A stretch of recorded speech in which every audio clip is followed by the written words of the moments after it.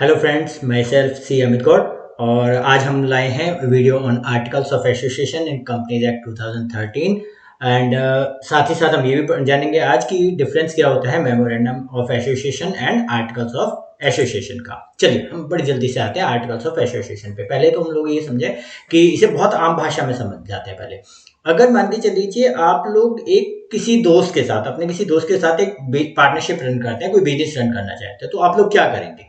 अगर आप और आपका दोस्त जब मिलेंगे तो हम ये कहेंगे ना कि भाई हम अपने टर्म्स एंड कंडीशन डिसाइड करते हैं कि क्या टर्म्स एंड कंडीशन है। उन टर्म्स एंड कंडीशन में हमारा सबसे पहला वो क्या होगा, भाई मेरा पहले ये बता हम किस नाम से बिजनेस स्टार्ट करेंगे। यही सबसे पहला वो होगा डिस्कशन का पॉइंट। दूसरा, हमारा क्या होगा, हम क्या बिजनेस करने वाले हैं, ये हमारा दूसरा होगा। हमारा ऑफिस कहाँ पर होगा, तीसरा ये होगा। ठीक है, हमारी कितने कितने पैसे हम शामिल करेंगे, ये होगा। तो ये बेसिक जो बहुत इंपॉर्टेंट चीजें हैं यही कहलाती हैं memorandum of association companies act में। Memorandum of association is nothing but आप लोगों ने टॉप के बेसिक 6 पॉइंट उठाए और आपने कहा भाई ये टॉप के 6 पॉइंट हैं, इनको एक जगह कागज पे लिख लेते हैं हम लोग। हमने वो कागज पे लिख लिए। जैसे ही कंपनीज एक्ट में भी ऑटोमेटिकली इसी तरीके से होगा ना कि मैं और मेरे साथ कोई और बंदा मिला प्राइवेट लिमिटेड कंपनी बनाने के लिए। पब्लिक लिमिटेड के लिए हम 7 लोग मिले। 7 लोगों ने मिलकर कहा भाई हम ये बिजनेस करना चाहते हैं, इस नाम से एक कंपनी चलाते हैं, इस स्टेट में रन करेंगे, हमारी ये कैपिटल होगी, ये रेशो होगा, जो भी हम लोगों ने टर्म्स एंड कंडीशन डिसाइड किए। तो ये होता है हमारा मेमोरेंडम ऑफ एसोसिएशन। ठीक है, तो ये बेसिक। अब आर्टिकल्स ऑफ एसोसिएशन फिर क्या होता है, तो आर्टिकल्स ऑफ एसोसिएशन में अगर मान लीजिए फिर वही पार्टनरशिप वाले लैंग्वेज में आते हैं कि पार्टनरशिप अगर हम कर रहे हैं तो फिर हम क्या कहेंगे, भाई मेरे राइट्स क्या होंगे, तो मेरी ड्यूटीज क्या होंगी, बैंक में साइन कौन कर सकेगा, किस तरीके से हम ये डिसाइड करेंगे अगर हम लोगों के बीच में कोई डिस्प्यूट होगा तो उसका सॉल्यूशन कैसे होगा। ठीक है, किस तरीके से हमारे मेजॉरिटी डिसीजंस होंगे, ये बेसिक पार्टनरशिप में डिसाइड वो होंगे। जो चीज अगर यही पार्टनरशिप में आप लिख लेते तो पार्टनरशिप डीड बनती। ठीक है, अब मैंने कहा कि 6 पॉइंट ऊपर के छोड़ दीजिए, बाकी के ये रूल्स रेगुलेशन टाइप में है कि बिजनेस हम डे टू डे जब बिजनेस करेंगे तो वो डे टू डे बिजनेस चलाने के लिए रूल्स एंड रेगुलेशन क्या होंगे, that's nothing but articles of association. Clear? तो आई होप सो कि बहुत इजी लैंग्वेज में हम लोगों ने बताया कि मेमोरेंडम ऑफ एसोसिएशन क्या होता है और आर्टिकल्स ऑफ एसोसिएशन क्या होता है। अब आते हैं हम कंपनीज एक्ट 2013 पर। 2013 में सेक्शन 2 सबसेक्शन 5 सिंपल कहता है articles means nothing but articles of association of a company as originally framed, जैसा कि शुरुआत में ही आप लोगों ने बनाए थे।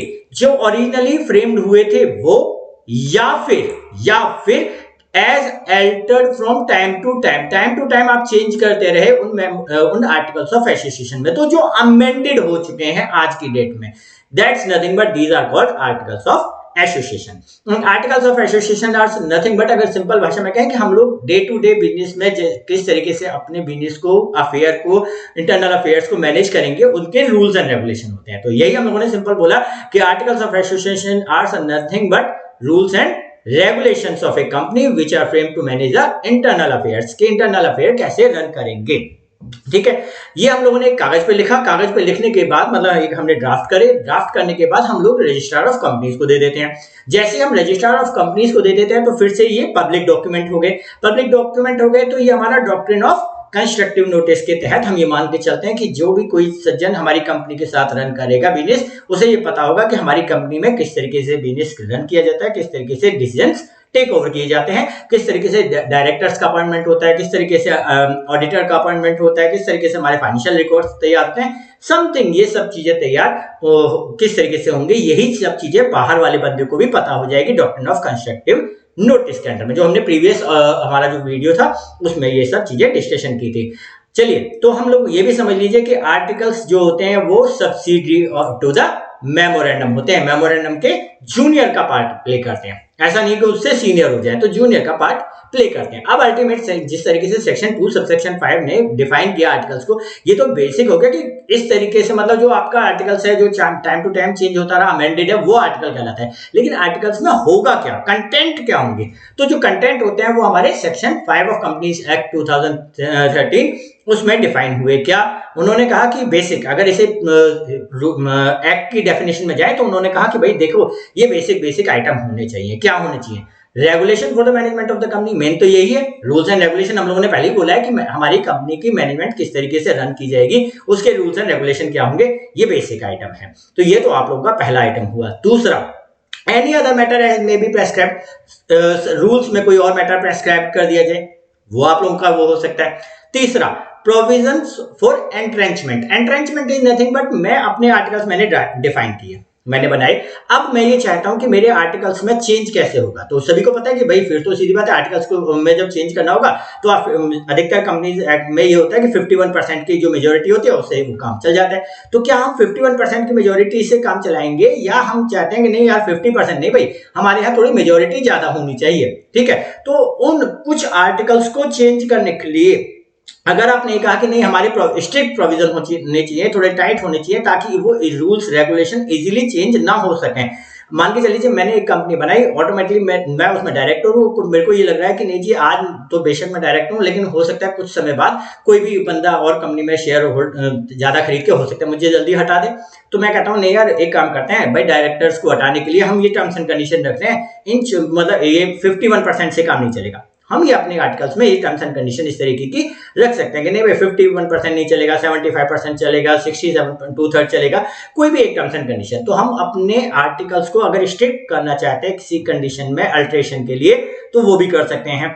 तो ये that are nothing but provision for entrenchment. अगर इस तरीके के हैं तो वो एंट्रेंचमेंट के प्रोविजंस किस तरीके से आएंगे, मैनर्स किस तरीके से वो आएंगे एंट्रेंचमेंट के, ये हम लोग बता देंगे कि भाई जो हमारे मेंबर्स होंगे वो हमारे मतलब मीटिंग करेंगे, मीटिंग में वो मतलब मेंबर्स की मेजोरिटी होगी, मेजोरिटी के बाद वो स्पेशल रिजोल्यूशन पास हो जाएगा, पास हो जाएगा तो हम इस रिजोल्यूशन की कॉपी रजिस्ट्रार को भी देंगे, रजिस्ट्रार को देंगे तो यही nothing but notice to the registrar of the for the entrenchment provision. Entrenchment provision में अगर कोई चेंजेस लाए हो आप लोग तो रजिस्ट्रार को उसका नोटिस दे दीजिए, नोटिस दे दीजिए सो दैट वो रिकॉर्ड कर पाए, पब्लिक डॉक्यूमेंटेशन में आ जाए, पब्लिक को पता चल जाए ना कि हाँ भाई आप लोगों ने ये प्रोविजन चेंज कर दिए, आर्टिकल्स चेंज हो चुके हैं, सो दैट सेक्शन 2 जो हम लोगों ने बोला है सेक्शन 2(5) उसके हिसाब से वो as amended from time to time, as altered from time to time में आ जाए। तो ये हम लोगों ने कहा कि रजिस्ट्रार ऑफ कंपनीज को आप लोग बताएंगे।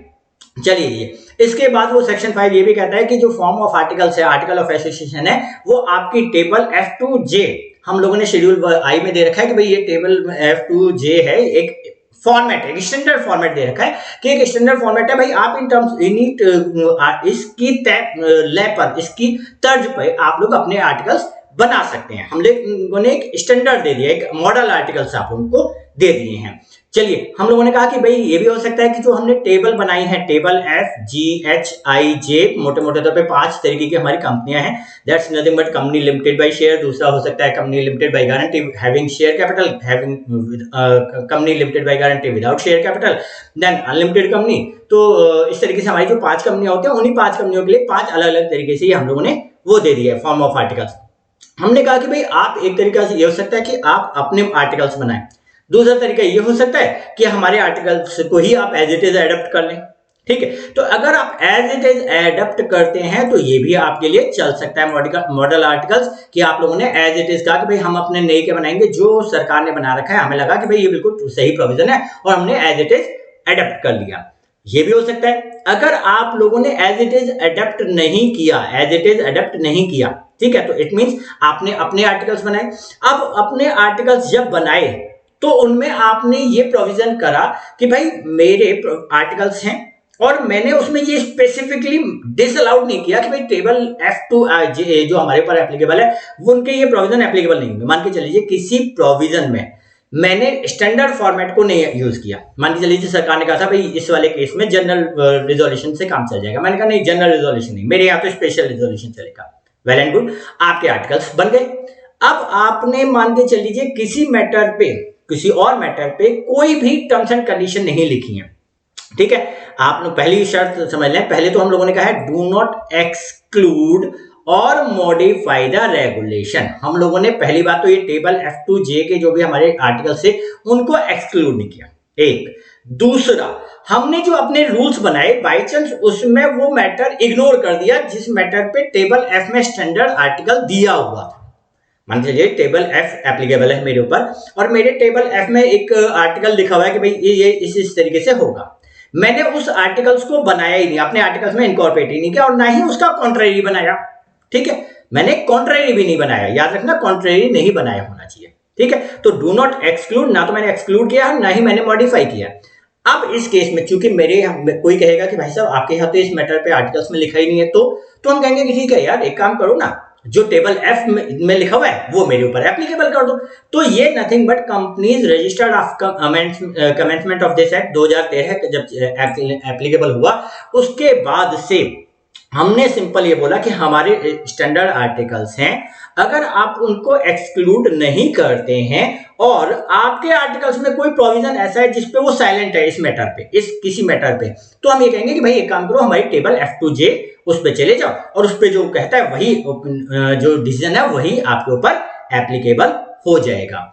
चलिए, ये तो लीगल हो गया। फिर भी आप लोग बेसिक नहीं समझ पाए होंगे ना कि भाई अल्टीमेट होता क्या है, आर्टिकल्स ऑफ एसोसिएशन क्या होता है, किस तरीके का होता है, उसमें क्या लिखा जाना चाहिए।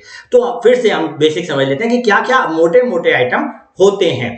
जैसे मोटे मोटे तौर पे हमारे होते हैं शेयर होल्डर्स के राइट, उनके राइट क्या है, उनकी लायबिलिटी, डायरेक्टर्स की as well as shareholders की लायबिलिटी क्या है, हमारे अकाउंट्स किस तरीके से बनेंगे, किस तरीके से ऑडिटर अपॉइंट होंगे, किस तरीके से कंपनी के अकाउंट्स ऑडिट होंगे, मिनट ऑफ द मीटिंग, हमारी जो भी मीटिंग होंगी बोर्ड ऑफ डायरेक्टर की हो चाहे जनरल मीटिंग हो, वो किस तरीके से होंगी और उनकी मिनट्स बुक कैसी तरीके से लिखी जाएंगी, कहाँ मेंटेन होंगी, कंपनी की कॉमन सील किस तरीके से उसको यूज किया जाएगा, कंपनी को अगर कभी बंद करना पड़े तो किस तरीके से हम बंद करेंगे, वाइंडिंग अप के प्रोसीजर्स क्या होंगे, कंपनी अगर लोन बोरो करती है तो बोरो करने के लिए टर्म्स एंड कंडीशन क्या होंगी, बोरोवर की पावर क्या होगी, किसको ये अथॉरिटी होगी कि वो बोरो कर पाएगी, कौन बैंक के पास अप्रोच करेगा या लेंडर के पास अप्रोच करेगा, ट्रांसफर ऑफ शेयर के लिए क्या प्रोसीजर होगा, आप किस तरीके से बोर्ड ऑफ डायरेक्टर्स को या शेयर होल्डर को या बोर्ड ऑफ डायरेक्टर्स को आप अप्रोच करेंगे कि भाई ये शेयर हमने ट्रांसफर कर दिए हैं।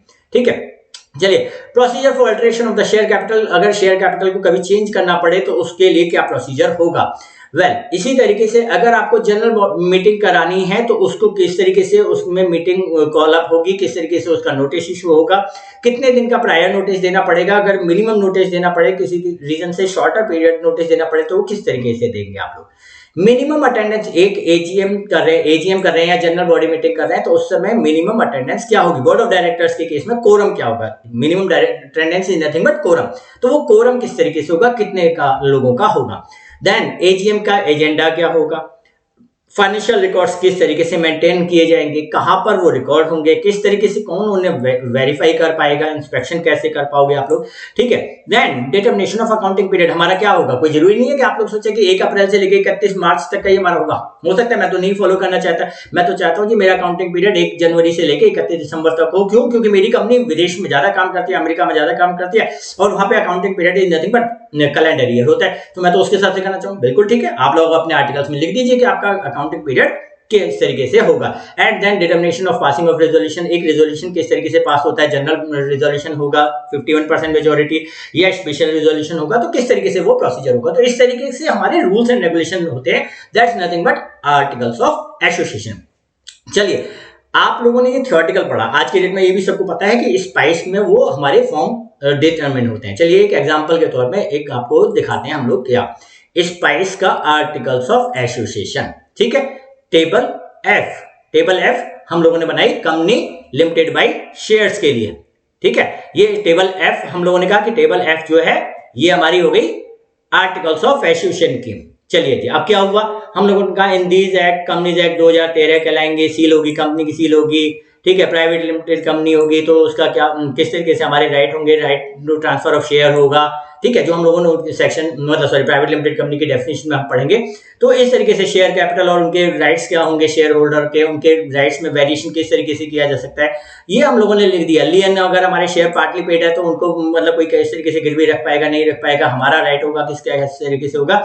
कॉल ऑन शेयर हम लोग किस तरीके से कॉल करेंगे शेयर होल्डर से। ठीक है, ट्रांसफर ऑफ शेयर किस तरीके से वैलिड हो पाएगा, वो किस तरीके से हमें कंपनी को इन्फॉर्म कर पाएगा। ट्रांसमिशन ऑफ शेयर, अगर बाई चांस किसी रीजन से किसी की डेथ हो गई या कोई और रीजन हुआ तो वो किस तरीके से उसके शेयर ट्रांसमिट हो पाएंगे। इस तरीके से डिफरेंट फॉरफीचर ऑफ शेयर, अगर आप लोग पार्टली पेड शेयर है तो आपके पार्टली पेड शेयर को हम किस तरीके से फॉरफीट कर पाएंगे। तो ये नथिंग बट यही है आर्टिकल्स ऑफ एसोसिएशन। आप देख मेरे हिसाब से आप देखेंगे तो आपको पता चलेगा, अच्छा ये तो बहुत सिंपल से हमने रूल बना रखे हैं कि भाई अल्टरेशन ऑफ शेयर कैपिटल को अगर हमें करना है तो किस तरीके से होगा। मान लीजिए एक कंपनी, हम यही देख लेते हैं। May time to time by ordinary resolution होगा, हम शेयर कैपिटल को इंक्रीज कर लेंगे, और किस तरीके से होगा, जो भी हमारी बाकी की टर्म्स एंड कंडीशन हम लोग कहेंगे कि इस तरीके से हो सकता है। ठीक है, कैपिटलाइजेशन ऑफ प्रॉफिट को कैपिटलाइजेशन करना हो, डिविडेंड मतलब हमारे अपने बोनस शेयर इशू करने या किसी भी तरीके से कैपिटलाइज करना है, तो किस तरीके से हो पाएगा, नहीं हो पाएगा। ये है हमारे आर्टिकल्स ऑफ एसोसिएशन। अगर आप गौर से देखो तो अब समझ में आ जाएगा, कुछ नहीं है। आपने कहा भाई मैं कंपनी बनाने जा रहा हूं, तो ऑटोमेटिकली मैं किसी के साथ तो बना ही रहा हूं ना। मान लीजिए पब्लिक लिमिटेड कंपनी है 7 लोगों के साथ, तो हम 7 लोग अपने कंपनीज के बेसिक डिसाइड कर लेते हैं कि भाई कंपनी किस नाम से चलेगी, क्या होगा, तो वो मेमोरेंडम हो गया, बेसिक शेप फीचर। ठीक है, बाकी के जितने भी रूल रेगुलेशन है, हमारी कंपनी का कोर्स ऑफ कंडक्ट किस तरीके से होगा, मैनेजमेंट किस तरीके से कंडक्ट की जाएगी, ये जो रूल्स रेगुलेशन है ये कहलाते हैं आर्टिकल्स ऑफ एसोसिएशन। अगर आम भाषा में कहा हो तो rules and regulation. Companies act की डेफिनेशन में चले जाओ तो आर्टिकल्स ऑफ एसोसिएशन। ठीक है, आई होप सो कि आर्टिकल्स ऑफ एसोसिएशन आपको क्लियर हो गया होगा। अगर ये क्लियर हो गया तो अब हम जाते हैं कि what is the difference between memorandum of association and articles of association. यही हमारा अब वो आता है कि भाई ठीक है, अच्छा अगर ऐसी बात है तो एक मेमोरेंडम ऑफ एसोसिएशन हो गया, एक आर्टिकल्स ऑफ एसोसिएशन हो गया, तो दोनों में डिफरेंस क्या है। तो पहले तो हमने बेसिक बता रखा है कि मेमोरेंडम ऑफ एसोसिएशन में अपने 5 या 6 क्लॉज जाते हैं, क्रूशियली 6 क्लॉज होते हैं। ठीक है, आर्टिकल्स में रूल्स रेगुलेशन है। इसे आम भाषा में समझिए, आम भाषा में 2 भाई हैं। ठीक है, मेमोरेंडम ऑफ एसोसिएशन और articles of association are nothing but 2 भाई। कौन से 2 भाई? राम और भरत की जोड़ी। राम और भरत की जोड़ी, रावण और विभीषण की जोड़ी नहीं, सुग्रीव और बाली की जोड़ी नहीं। रामायण में चले जाइए, हम बात कर रहे हैं केवल और केवल राम और भरत की जोड़ी। राम और लक्ष्मण भी नहीं कहूंगा मैं कह रहा हूं राम और भरत की जोड़ी जो होती है वही होती है मेमोरेंडम ऑफ एसोसिएशन और articles of association. It means होता क्या है, राम और भरत में जो राम कहते हैं वही भरत मानते हैं। ठीक है, तो सिमिलर वे में होने, दोनों की अपनी पर्सनैलिटी है, दोनों की अपनी पर्सनैलिटी है, लेकिन भरत कहीं ना कहीं राम को अपना आदर्श मानते हैं और राम के कहे के बिना उल्टा कुछ भी नहीं करते हैं। तो सिमिलर वे में यहाँ पर मेमोरेंडम ऑफ एसोसिएशन जो है वो कंपनी का रिलेशनशिप, हम कहते हैं कि आउटसाइड मतलब सॉरी पहले ये करें कि जो मेमोरेंडम ऑफ एसोसिएशन है वो सुपीरियर डॉक्यूमेंट है। ठीक है, वो सुपीरियर डॉक्यूमेंट है। तो आर्टिकल्स कभी भी, जैसे भरत कभी भी राम के विरुद्ध नहीं गए, ऐसे आर्टिकल्स भी कभी भी मेमोरेंडम के खिलाफ नहीं जाएंगे। दूसरा, जैसे राम भगवान ने किसको डील किया, भगवान ने डील किया बाहर के संसार को। भरत जो थे वो क्या हुआ भाई, अयोध्या में थे, अयोध्या में से कुछ समय के लिए बाहर गए, वापस अयोध्या में आए और अयोध्या को का राजकाज संभाला 14 साल तक। एंड आफ्टर दैट जब राम भगवान आ गए तो उन्होंने सरेंडर कर दिया, उसके बाद हो गए। तो हम उन 14 सालों में भी कहे तो भरत ने क्या किया, केवल अपना राज्य संभाला, अपने राज्य तक। लेकिन राम कहां गए, राम गए अपने राज्य से बाहर, मतलब बाहरी दुनिया को संभाला, बाहरी दुनिया को संभाला। तो इसी तरीके से मेमोरेंडम ऑफ एसोसिएशन क्या होता है, that governs A companies relationship with outside the world. बाहर के दुनिया से जो आपके रिलेशनशिप होंगे वो आपको डिटरमिन करते हैं। बाहर की दुनिया से किस तरीके से होंगे, बाहर की दुनिया से हम लोग कहेंगे, बाहर की दुनिया कहेगी भाई साहब मैं रिलायंस से डील करने जा रहा हूं। किससे डील करने जा रहा हूं, रिलायंस से। कंपनी का नाम, किस पर्पस के लिए, मैंने कहा भाई साहब रिलायंस के लिए ना मैं ये काम करने जा रहा हूं, वो जो काम करने जा रहा हूं वो कंपनी के ऑब्जेक्ट से मैच करता होना चाहिए, तो ऑब्जेक्ट क्लॉज आ गया। ठीक है, तो इस तरीके से वो जो कंपनी के रिलेशनशिप है आउटसाइड वर्ल्ड वो डिफाइन करेगा मेमोरेंडम, और आर्टिकल्स क्या डिफाइन करेगा, इंटरनल मैनेजमेंट। अयोध्या का राजकाज किस तरीके से हो, अयोध्या के राजकाज में कोई गलती ना हो जाए, तो that's nothing but in articles of association. चलिए जी, अगर ये हो गया तो हम लोग कहते हैं यही बेसिक समझ लीजिएगा, और यही हम इसको करेंगे कि हमारे बेसिक डिफरेंसेस क्या होते हैं। बेसिक डिफरेंसेस के बेसिक आ जाइए। हम लोगों ने कहा बेसिस ऑफ डिफरेंस क्या होते हैं, तो मेमोरेंडम में हम लोगों ने पहले ही बोल दिया कि ये रिलेशनशिप है विद आउटसाइड वर्ल्ड। ठीक है, और ये जबकि रिलेशनशिप है इंटरनल अफेयर्स का। दूसरा सेक्शन हम लोगों ने कहा था कि मेमोरेंडम ऑफ एसोसिएशन को डिफाइन किया था 256 में। ठीक है, डिफाइन कुछ नहीं था, वो यही था कि हाँ जी जो ओरिजिनली फ्रेम्ड और alter from time to time that's nothing but section, that's nothing but memorandum. ठीक है, तो 256 में मेमोरेंडम की डेफिनेशन थी। 25 में आर्टिकल्स की डेफिनेशन एज ओरिजिनली फ्रेम्ड और alter from time to time, लेकिन सेक्शन तो अलग हो गए 256 एंड 25। सिमिलरली सेक्शन 4 ने बताया था कि मेमोरेंडम में आपके क्या क्या कंटेंट होंगे, मेमोरेंडम के आपके कंटेंट क्या क्या होंगे। ठीक है। तो हमने कहा जैसे नेम क्लॉज होगा, देन ऑब्जेक्ट क्लॉज होगा, कैपिटल क्लॉज होगा, सिचुएशन क्लॉज होगा, ठीक है, सब्सक्रिप्शन क्लॉज होगा। तो ये हम लोगों ने वहां पे बता रखा है कि भाई प्रीवियस वीडियो में हम लोगों ने बताया था कि मेमोरेंडम ऑफ एसोसिएशन क्या होता है और उसके कंटेंट क्या होते हैं। Similarly section 5 of companies act 2013 बताता है कि यहां पर, सॉरी लिख लीजिएगा, ये चेंज कर लीजिएगा, आर्टिकल्स ऑफ एसोसिएशन, ठीक है, आर्टिकल्स ऑफ एसोसिएशन के कंटेंट क्या होंगे, सेक्शन 5 आर्टिकल्स ऑफ एसोसिएशन के।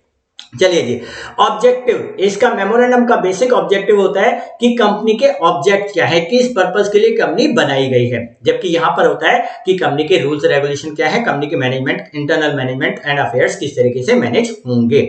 चलिए, अल्ट्रेशन, अल्ट्रेशन हम लोग बेसिक समझ लीजिए कि मेमोरेंडम ऑफ एसोसिएशन चूंकि बहुत इंपॉर्टेंट डॉक्यूमेंट है, उसमें भी केवल 6 क्लॉजेज हैं, तो हम लोग कहते हैं कि नहीं, अगर उन 6 क्लॉजेज को चेंज करना है, उन 6 क्लॉजेज को चेंज करना है तो आपको सेंट्रल गवर्नमेंट से परमिशन लेनी पड़ेगी, और इसीलिए यहां पर टर्म्स एंड कंडीशन को चेंज करना आसान नहीं होता है, थोड़ा लेंदी प्रोसीजर होता है। जबकि आर्टिकल्स ऑफ एसोसिएशन चूंकि इतने बड़े इंपॉर्टेंट नहीं होते, रूल रेगुलेशन होते हैं, तो कंपनी का मतलब सरकार का मानना है कि ये एक सब्सिडरी पार्ट है, और सब्सिडरी पार्ट के लिए फिर हमसे क्यों परमिशन लीजिए, शेयर होल्डर से परमिशन ले लीजिए, हमारे पास हमें इन्फॉर्म कर दीजिए। तो हम लोगों ने कहा कि यहाँ पर सेंट्रल गवर्नमेंट की परमिशन की रिक्वायरमेंट नहीं है, ठीक है। चलिए, ultra vires are nothing but, आप अपनी बियॉन्ड द पावर चले गए, ultra vires is nothing but beyond the power चले गए, लक्ष्मण रेखा को पार कर दिया आपने। अगर लक्ष्मण रेखा को पार कर दिया तो हम लोग कहते हैं मेमोरेंडम के, अगर लक्ष्मण रेखा को पार किया तो ये एक्ट हो जाएंगे वॉइड, और किसी भी सूरत में इनको वैलिड नहीं कराया जा सकता, किसी भी सूरत में इनको वैलिड नहीं कराया जा सकता। मान के चलिए, मैंने कहा कि मेरी कंपनी है बैंकिंग पर्पस की, अगर मैंने बैंकिंग पर्पस की मेरी कंपनी है और मैं डायरेक्टर हूं, और मैं गया किसी से टेक फॉर एग्जांपल फल वाले के पास, मैंने कहा भाई मेरे को फल खरीदने मेरी कंपनी के लिए, ठीक है, मेरी कंपनी में आज कोई भी रीजन है जिसकी वजह से मैं फल खरीदना चाहता हूं, तो क्या वो फल खरीदना मेरा वैलिड हो जाएगा? नहीं, बैंकिंग का फलों से खरीदना लेने देना कोई भी नहीं है, ठीक है। मान के चलिए मैंने कहा कि बैंकिंग कंपनी है, मैंने कहा कि सीमेंट खरीदना चाहता हूं, कोई लेना देना नहीं है। मैं कहता हूं टीवी, फ्रिज, बहुत सारी इलेक्ट्रॉनिक आइटम की दुकान खरीद रहा हूं, कोई लेना देना नहीं है, तो ऑटोमेटिकली ये जो एक्ट्स होंगे ये हो जाएंगे वॉइड, और ये किसी भी सूरत में लेजिटिमेटेड नहीं किए जा सकते, किसी भी तरीके से वैलिडेट नहीं किए जा सकते। इवन भाई सारे के सारे शेयर होल्डर भी ये कहना कि ठीक है जी, अरे कोई बात नहीं, अमित जी ने लिए थे, कोई बात नहीं, हम आज सारे के सारे शेयर होल्डर कह रहे हैं भाई नहीं ये काम सही है, हम कहेंगे तब भी ये वैलिड नहीं हो सकता, सारे के सारे शेयर होल्डर मिलकर भी इसे वैलिडेट नहीं करा सकते। आ जाइए दूसरी तरफ, आर्टिकल्स ऑफ एसोसिएशन में। आर्टिकल्स ऑफ एसोसिएशन में अगर आपने, किसी डायरेक्टर ने अपनी बियॉन्ड द पावर कोई काम कर दिया, इन दैट केस वो शेयर होल्डर के पास जाएगा, उठाएगा भाई साहब गलती हो गई, मैं अपनी पावर से ज्यादा चला गया, ठीक है। मान के चलिए मेरे को एक कोई कंपनी है, मान के चलिए बैंकिंग ही है, बैंकिंग में मैंने कहा डायरेक्टर को लिमिट दे रखी थी भाई 1 करोड़ रुपए तक का लोन आप किसी को सैंक्शन कर सकते हो, मान के चलिए 1 करोड़ रुपए का लोन, ठीक है।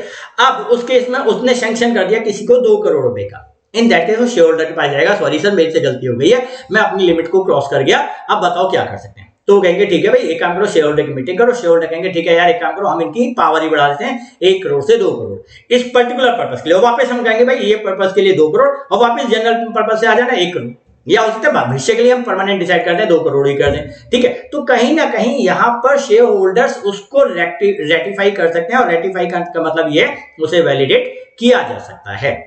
चलिए, कॉन्ट्रावेंशन सिंपल समझ लीजिएगा, हम लोगों ने कहा कि मेमोरेंडम ऑफ एसोसिएशन जो है वो बहुत इंपॉर्टेंट डॉक्यूमेंट है, तो वो कंपनीज एक्ट के खिलाफ नहीं जा सकता, क्योंकि कंपनीज एक्ट तो हम लोगों ने पहले ही बोला है कि कंपनीज एक्ट तो बेसिक डॉक्यूमेंट है, मतलब बेसिक कानून है, कानून से बढ़कर आपका मेमोरेंडम नहीं हो सकता, ठीक है। तो कंपनीज एक्ट का वायलेशन आप लोग नहीं कर सकते, आर्टिकल्स तो दो का वायलेशन नहीं कर सकते, किसका? कंपनीज एक्ट का तो वायलेशन कर ही नहीं सकते, साथ ही साथ मेमोरेंडम का भी वायलेशन नहीं कर सकते।